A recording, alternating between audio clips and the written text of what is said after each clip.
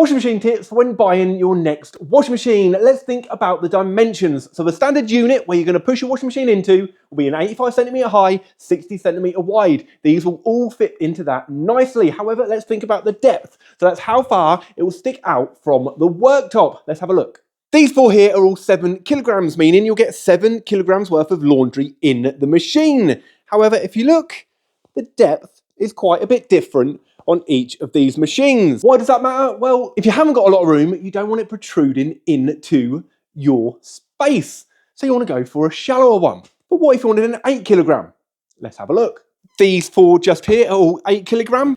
These are all pretty much similar until we get to this one here, which is actually 3 inches bigger than the rest of them. Now, in a lot of your kitchens or utility rooms, it's not going to matter about the dimensions, but for those of you who have smaller kitchens, smaller utility rooms, think about it the next time you need to buy a washing machine.